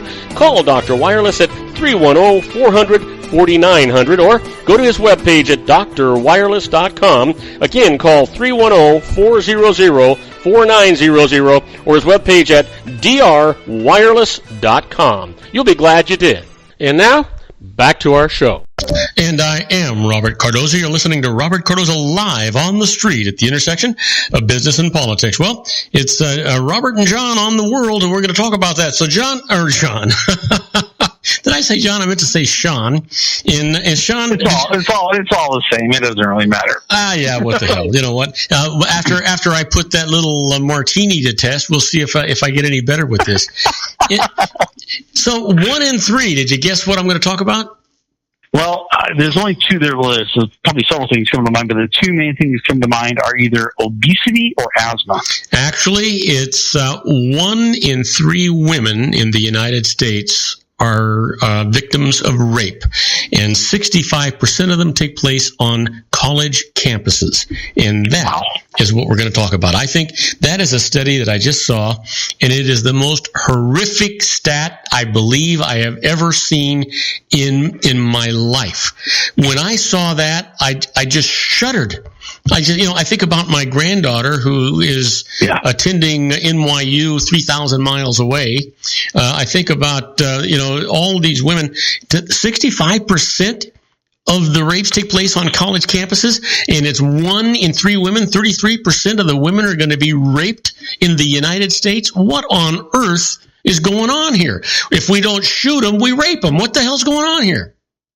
Yeah, that is a pretty scary statistic, and you got to stop and go, okay, what exactly constitutes rape and all that sort of thing. And most people think rape, they think a woman dragged into a back alley, wait a minute. You're not going to be one of those guys that subscribes to the definition, I did not have sex with that woman. Yeah, it depends on what your definition of the word is. No, I hate that, but a lot of people. Trust me, I'm not having sexual relationships with that woman, Monica. But no, it's a lot of what we call rape, and it is rape. Don't get me wrong. I'm not justifying it. I'm not defending it in any way. Right. And you're right. Yeah. And I can tell you someone who I have known personally and was intimately involved with, who was involved in 2 rape cases, and one of them as a victim. As a victim, yes, as a victim. My yeah, gosh. Yeah, and one of them specifically, she met a guy at a bar, had a lot to drink, went to a hotel room with this guy, and decided she didn't want to have sex, but he did. And obviously, why on earth would she go to a hotel with the guy? Right, exactly. And I think that's a big part of the problem is that, again, it goes back to this culture that we've created. We want to, we want to remove all moral values, and we want to remove all the things that we say you should and shouldn't do, because God forbid we tell people what you should do, how you should behave. And so people do things that we know intrinsically and intuitively are just stupid to do, and they're going to get you in trouble. Now, does that mean that she deserved to get raped? Of course it doesn't mean she deserved to get raped, but she certainly contributed to it, didn't she? Exactly, and that's the point is she put herself in a situation where the outcome was easily foreseeable. And I think that in the college campus, think about college, you're 18, 19, 20 years old, maybe even 21, 22, but certainly before the drinking age, when now all of a sudden alcohol is available to you, you imbibe, you have a few drinks, this guy is cute, and I really like him, I go back to his dorm room with him, and I don't really want to have sex, but I'm kind of drunk, and he's horny. It's really a disaster. It's a recipe for disaster. I think they had to go to the Bill Cosby school of how to get this done. You just knock them out and have sex with them, and then they don't even know what happened. Yeah, and I think that, a lot of people think of that too, and most of these scenarios aren't that where, someone's been dropped a roofie or they've been dropped some sort of a date rape drug. It's really just people are in a situation where neither one of them have any real reasoning capacity. So why do they logically? Sean, why do they call it a roofie instead of a bedroom tablet? I think roofie is short for something, roof or something or another. I can't remember, but I agree with you. It should be called exactly. It's exactly what it should be called. It's a bedroom tablet. Yeah. But you in the colleges specifically, you get 2 young people. And we know that before the age of 25, your brain is not fully developed. I always say people under the age of 25 are all brain damaged because it's true. Well, yeah, I know. Hey, listen, I'm 70. I believe what you're saying. The prefrontal cortex of your brain does not fully develop until you're about 25 years old. And that prefrontal cortex is the part of your brain that helps you make rational, logical decisions. And so now you've got 2 people who are brain damaged and under the influence of alcohol. One says, I'm stupid enough right now to go into a room, a dorm room, or whatever room I'm going into with some guy who I really don't even know. And the other guy is going, I see a girl and I'm really horny and I want to have sex. And she seems kind of into me, but I'm not really sure. So I'll just start tearing clothes off and go at it. And really that's a recipe, right there. Again, I've said this twice now, recipe for disaster. But that's exactly what it is. we want to live in a culture where we don't want people to tell us what to do. We don't want to believe, that things like, and again, I'm not trying to preach because I'm certainly not that kind of guy. I'm not into that kind of stuff, but we want to take moral values and kind of sweep them under the rug and say they don't belong in our schools. They don't belong in any school, let alone even a college, let alone.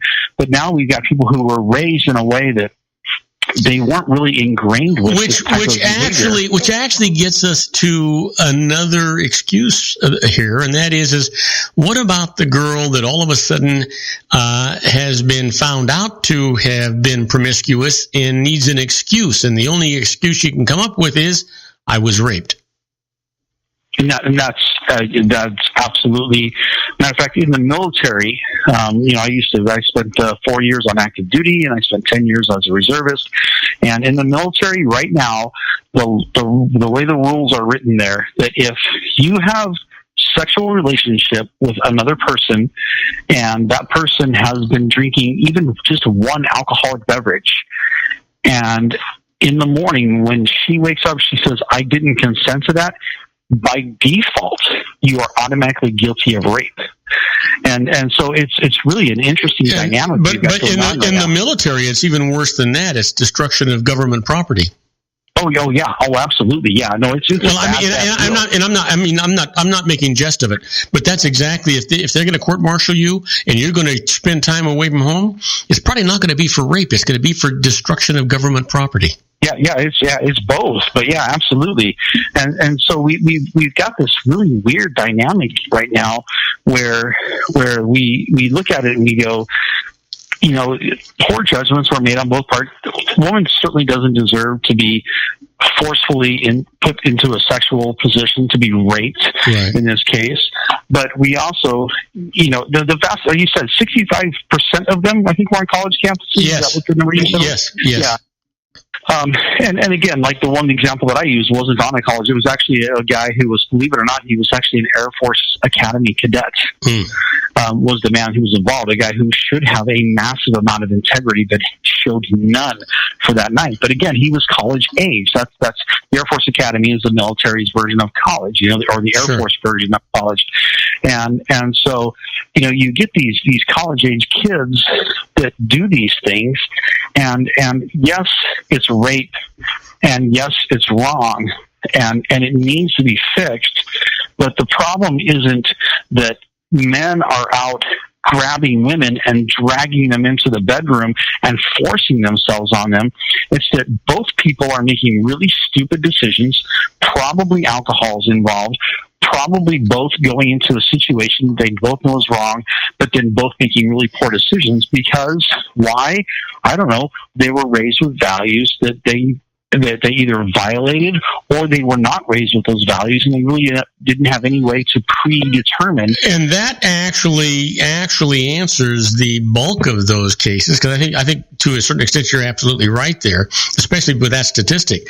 What is sad is the numbers involved, forgetting about the excuses, because when a woman says no, she should mean no. And unfortunately, you still have 35% of the cases that are brutal. Yeah, well, I wouldn't say 35% are brutal. I would say of those 35%, some of them are like the situation that I just described earlier, was involved with two people, both, approximately college age. Like I said, the one guy was an Air Force Academy cadet, so he was probably early 20s. Again, both below. I know they were both below 25 years old, and at a hotel room instead of. So it wasn't the typical brutal grab a woman, beat her into submission, rip her clothes off, and a forcible rape. I would be curious what the actual percentage of those types of scenarios are. I would bet that of all of those rapes that you talk about, it's probably less than 10%. I don't know for sure, but I'm guessing that that's probably a pretty accurate number. And those certainly, obviously, are the ones that. But you're not making light of the other statistic either, because the truth is that regardless of the circumstances, it should not be happening. It should never happen. No. Oh, no, it should never happen. Absolutely. Not one scenario, regardless of how drunk the two people were, regardless of how much the situation just kind of unfolded into something that after even the next day, maybe both of them went, oh my God, I can't believe that happened. Yeah. It should still never ever happen. Yeah. It's something that's not justifiable. It's something that's not right.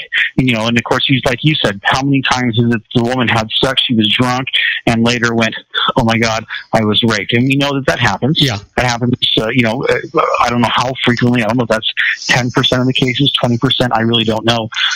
You know what? And I'll tell you what. And I'm gonna play devil's advocate for a minute too. And there are those scenarios, sort of like what you're describing, wherein the girl and the guy got out. They did drink too much. They got drunk. Maybe they even used that for an excuse. They wound up having sex, and then said, "Oh my God, what did I do? I had alcohol. I didn't give my permission. I got raped." Right, and like I said, that's how the military views it. If she's been drinking, she is not physically, even one drink, that's all it takes. She is not mentally capable of giving permission. If she says she didn't want sex, it is automatic rape for that man. And boy, that's a tough pill to swallow right there. Yeah. That leaves it open to a lot of things. And I've actually had believe it or not, a friend, a personal friend, a guy who I was in the Air Force with back in the late 80s and early 90s, and who he was continued on to be a reservist. This man he's gay, okay? And I didn't know it back in the day. I don't even think he realized it. But he had sexual relationship with a man who was supposedly straight. This man regretted it the next day and went to his commander and said, "This guy raped me." And through the investigation, what they found was it was very consensual sex. My friend was kicked out of the military because it was before the "Don't Ask, Don't Tell" policy came out. So he was actually, no, it was "Don't Ask, Don't Tell." It was before that was repealed. I'm sorry. So he was in during that time. He was kicked out on other than honorable charges, which eventually went to honorable charges. The guy who brought the charges up against him, they found that not only was it consensual, so he was convicted of homosexual act, but he was also convicted of falsifying criminal charges. And he was discharged with a dishonorable discharge, which never goes to honorable. Wow! And so it ruins your entire life forever. Yeah, exactly. Yeah. So guess what time it is, Sean? It's time for the show to be over. Can you believe that? It goes by so quick. That's an hour. I do not believe it. Yeah. Well, we got next Thursday, so we can watch it go by just as quick next Thursday. But you know what? We kind of grease the skids a little bit on Tuesday, and on Thursday, just hit them, hammer them, right? Exactly. All right. Hey, buddy, you have a wonderful weekend. You certainly earned it. Don't forget to go out and have a martini tonight. I'm going to have one. I want you to stay. I'm going to a play tonight, and I'm going to have a drink. All right. And then have a second one for me. I will. All right. Thanks, Robert. All right. Have a great time. Make everybody happy that they're with you. Same to you. All righty. Now, do not go away. When we come back, we're going to do the secret daily teachings for your life, the birthdays for today, and interesting but useless facts. We'll be right back after these brief messages. Don't go away, guys. If you want to increase your client base and sales, then consider this, the Relationship Building Network at RBN. Given the current economic conditions and challenges, we all need to work smarter, make smarter decisions, invest our hard-earned dollars where it'll yield the best return for our investment. Many business professionals claim that the most effective networking group in Orange County is RBN. No other networking group or organization can offer what RBN offers. Make every year your best year. Join RBN and start reaping the benefits today. Nearly 3,000 businesses have joined RBN and experienced those benefits. Why join RBN? It's one group. It's one membership. It's no renewals. It's all through Orange County. RBN is a freestyle networking group. No mandatory attendance, no restrictions, no rules, and no penalties. Call them at 949-830-5776 or go to their website at rbninfo.com. That's 949-830-5776. If you've ever dreamed of having your own business to make your life secure, you know Water's Edge Wineries might be just the ticket. In 2004, their founder, Ken Lineberger, created the first winery franchise in California. It was a new concept with all of the functionality of a traditional winery, but without the vineyards. They purchase high-quality grape must from one of the largest winemaking companies in the world. Then they craft each wine carefully and bottle it right at their location. The winery was built to satisfy consumer demand for wine by the bottle and by the glass, but still kept the element of allowing customers to bottle their own custom vintage. Now, they're opening urban wineries across the United States under the brand Water's Edge Wineries. If you've ever dreamed of owning your own winery, it may be in reach right now through Water's Edge Wineries. Just give them a call at 909-468-9463, extension 700. That's Water's Edge Wineries, 909-468-9463. Have you ever found yourself caught between a rock and a hard place? The law offices of Blomberg, Benson, and Garrett might be just the answer for you. The attorneys of Blomberg, Benson, and Garrett have been serving the Inland Empire since 1989. They're dedicated to the aggressive litigation of civil, criminal, and real estate matters. Over the years, they have recovered tens of millions of dollars for their clients. The firm's practice specializes in litigation of personal injury, accident, slip and fall, real estate, and criminal law cases. The firm provides clients with the care, accuracy, and dedication of experienced attorneys. Blomberg, Benson, and Garrett is located at 10300 4th Street, Suite 150 in Rancho Cucamonga, California. They've been providing the Inland Empire residents with outstanding legal services for over 25 years. They look forward to providing you with aggressive legal representation. Call them at 909-945-5000, where you can talk to a person, not a machine. That's 909-945-5000, the law offices of Blomberg, Benson, and Garrett. And now let's get back to our show where we talk about politics, money, and you. And I am Robert Cardoza. You're listening to Robert Cardoza Live on the Street at the intersection of business and politics. We're at 4:41 p.m. Pacific time, currently 72 degrees, on its way down to 47 degrees here in the heart of the Inland Empire in sunny Southern California. Well, it's time for us to do the Harvard Business Tip of the Day. And the management tip today is decide how you'll react to negative feedback. And this is an important talent to try and develop. When criticism arrives unexpectedly, remembering how you should react to it is really tricky. Getting caught up in the heat of the moment can overwhelm our best intentions. Think through the reaction that you want to have now so that you'll be ready when the time comes. First off, listen carefully to what's being said. Is the criticism of you fact or opinion? And is it accurate? What's the intent and the motive of the person giving you that feedback? And don't get defensive. Even when your criticizer is factually wrong, saying so isn't helpful. Listen to what the person's saying, then ask questions to make sure that you understand it. And then finally, ask for time to consider what's been said. You know, doing so diffuses the immediate situation, shows the person you consider the feedback important enough to be considered carefully, and gives you a chance to decide whether the criticism is actually true. That's not only good for business, that's good in life. Well, you know what today is, don't you? Sure you do. Today is Thursday, December the 3rd, and it's somebody's birthday.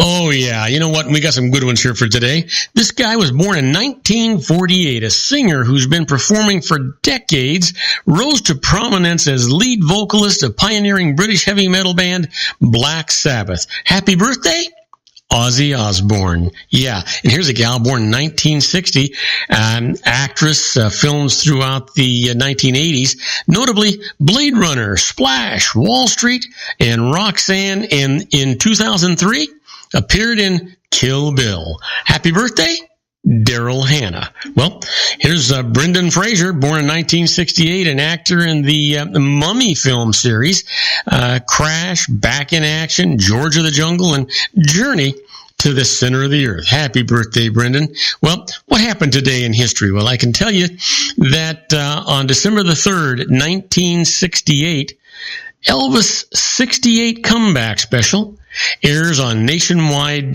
television on NBC. Boy, what a fantastic special that was. You talk about a comeback. Boy, that was it. Wow, I can still see that black leather. All right. How about on December the 3rd, 1976? An assassination attempt is made on Bob Marley. He is shot twice, but plays a concert 2 days later. Can you imagine that?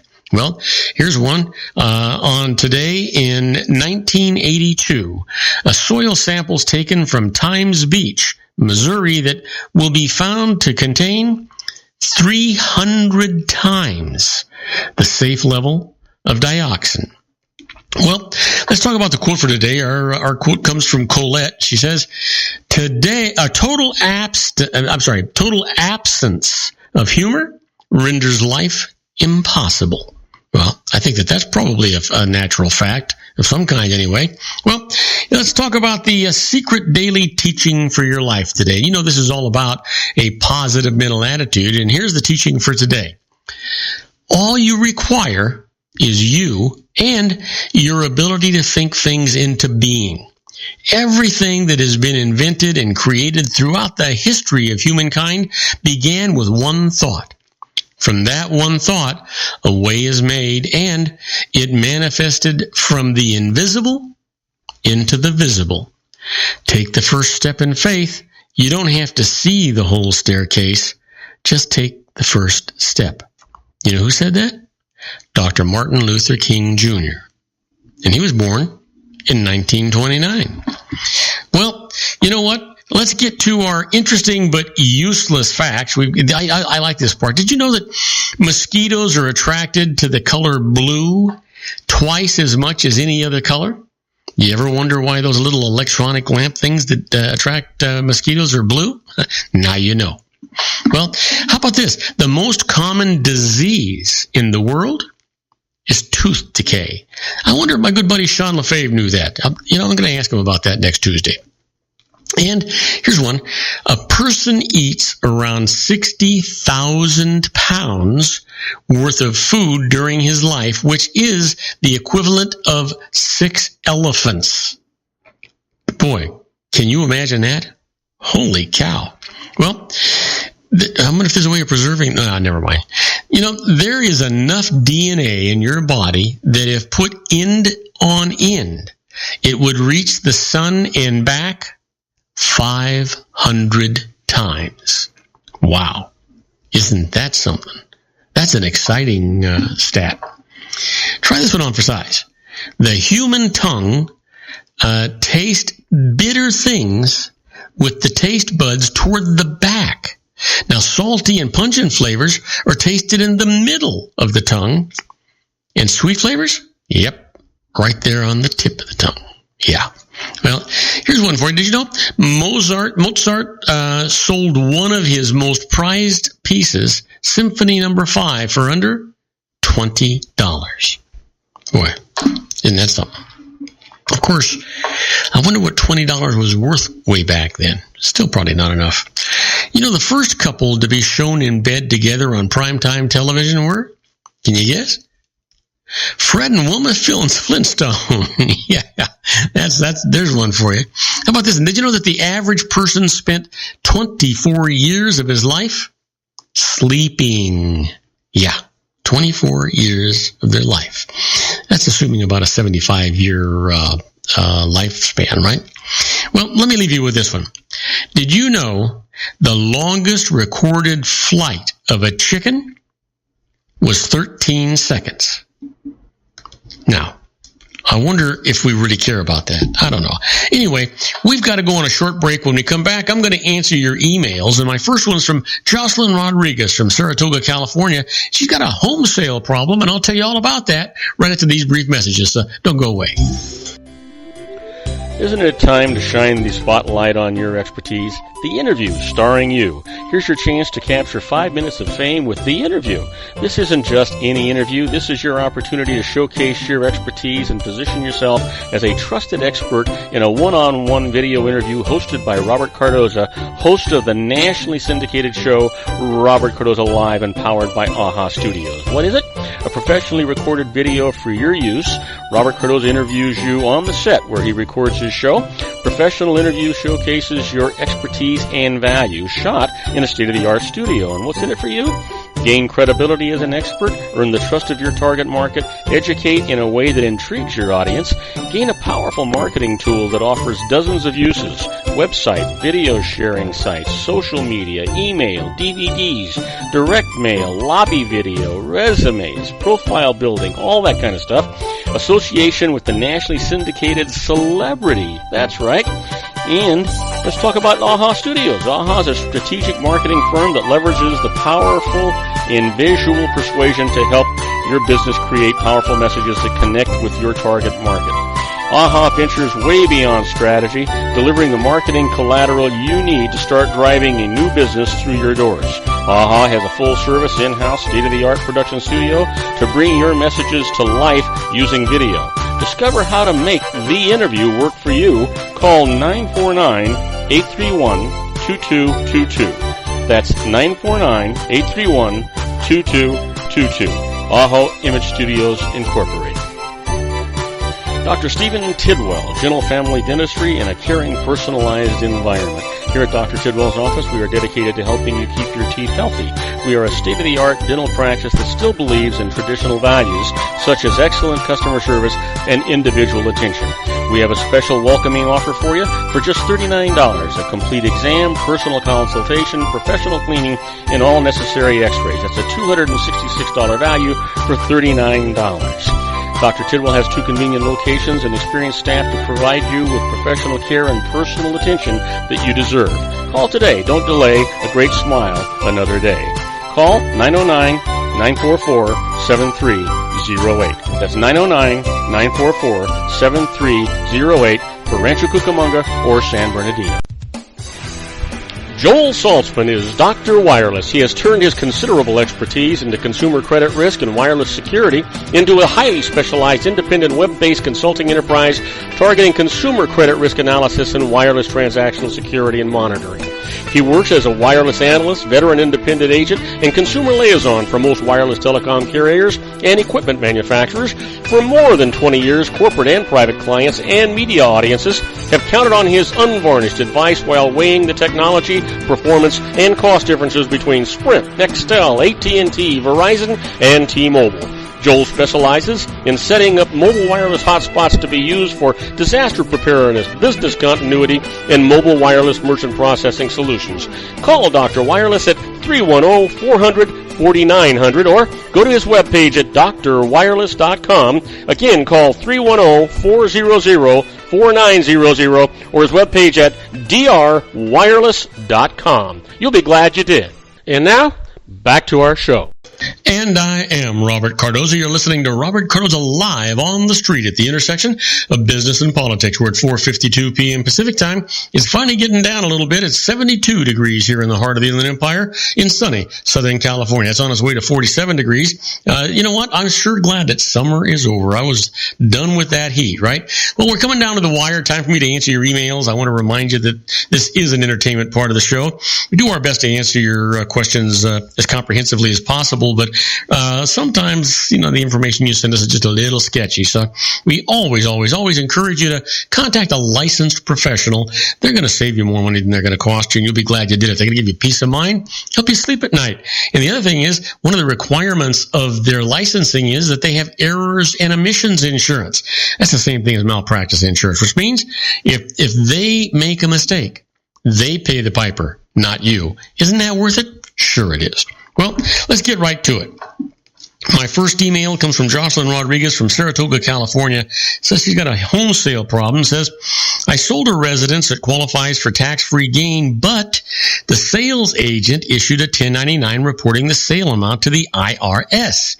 If I include it in gross income, then even after deducting the tax-free amount from it, my adjusted gross income will go so high that I'll lose many other deductions. What can I do? Great question, Jocelyn. You know what? When you sell a home that you owned and used as a primary residence for 2 of the prior 5 years, up to $250,000 of gain on the sale is tax-free. $500,000 if it's on a joint return. Now, this amount is simply not reported on your return, so you don't have the problem that you described, and you don't even have to report that 1099 anywhere on your return as long as none of it is taxable. If part of that gain is taxable, only that taxable portion is included in your gross income. But if you do that, you probably want to attach a little note explaining what you're doing. But you don't even have to report it. Next email comes from Sabrina Vargas from Lansing, Michigan, asking about donating a house, and writes, I've owned a house as an investment property for several years. It has declined in value, and I wonder if I can do better by donating it to a charity instead of selling it. Well, you know what, Sabrina? If you want to make a charitable donation, sell the house first and donate the sales proceeds. If you donate it to charity, you'll receive a charity deduction only for its market value, which has a cash value equal to the amount of the deduction times your marginal tax rate and no loss deduction. So let me give you an example of this. If the house that cost $150,000 is worth $100,000, and you're in the top 35% tax bracket, a sale nets $100,000 cash plus a $50,000 capital loss deduction, deductible either in the current or in subsequent years, depending on other capital gains transactions. But a donation obtains just a $100,000 charity deduction worth only $35,000 cash, subject to adjusted gross income limitations. So keep that in mind, and like I say, check with a licensed professional. You'll be glad you did that. Next email comes from Simrit Virk from Chula Vista, California, asking about earnest money and taxes, and says, if a person deposits earnest money on the purchase of a house, then backs out of the deal and forfeits the money, is the loss deductible, and is the money taxable income to the seller? Well, here's the deal, Simrit. Whether or not the lost earnest money is deductible depends on the intent behind the purchase agreement. If the house was to be purchased to be used as a personal residence, the loss is a personal loss and is not deductible. But if it was to be used as an investment or business property, then the loss can be deducted as an investment or business loss. Now, the purchase money kept by the seller is taxable income to the seller. So hopefully that's answered all of your questions. At least I'm trying to anyway. Now, last question comes from Stephen Wortman from Skokie, Illinois, asking about an IRA conversion, and says, I would like to convert my traditional IRA to a Roth IRA, but am over the $100,000 income limit for doing so. However, if my wife and I file separate returns, it will put me under the limit. Will this work? Well, Stephen, no. A taxpayer who files married filing separately instead of jointly is not even eligible to convert a traditional IRA to a Roth IRA. So keep that in mind as you move along in these areas. Well, I want to thank you for listening to Robert Cardoza Live at the intersection of business and politics. Robert Cardoza Live broadcasts on Spreaker Radio, Roar, 1776 Radio, MyCast Live Radio, and countless terrestrial stations worldwide every Monday through Friday from 3 p.m. to 5 p.m. Pacific Time, and on 405 Media Radio every Monday through Friday from 6 a.m. to 7 a.m. Pacific Time. Also, we broadcast on the Pundit Press, PNN Talk Radio, and SHR Media Radio with John Matthews and the Conservative Syndicate every Monday and Friday from 3:30 p.m. to 4 p.m. Pacific Time. Please follow me on Facebook, Twitter, LinkedIn, Google+, Podomatic, and YouTube, where you can listen to all of my shows, 24/7. Go to my website at www.robertcardozalive.com and email me at robertcardozalive@gmail.com. That's where I get all the emails I deal with here on the show. On my next show, John Matthews, Joe Hakos, and we're going to simulcast on the Conservative Syndicate. That's tomorrow. And David Garrett will be here to present Garrett on the Law. I encourage you to tell all of your friends about my show here on the RLC Broadcasting Network. And don't forget to get my app. Either get it on the app at the Apple Store just by searching Robert Cardoza Live, or get it on Android or Windows by searching googleplay.com. It's absolutely free. Robert Cardoza Live. That's our for today. Beginning today, treat everyone you meet as if they were going to be dead by midnight. Extend them all the care, kindness, and understanding that you can muster. Your life will never be the same again. So many of our dreams at first seem impossible, then they seem improbable, and then when we summon the will, they soon become inevitable. You know, the real secret of happiness is to make others believe that they're the cause of it. Robert Cardoza Live is brought to you by blogtalkradio.com every Monday through Friday from 4 p.m. to 6 p.m. Pacific Time. Now, go out and make it a great day. Your host has been Robert Cardoza, the technical advisor, Matchstick Digital, and your executive producer, also Robert Cardoza.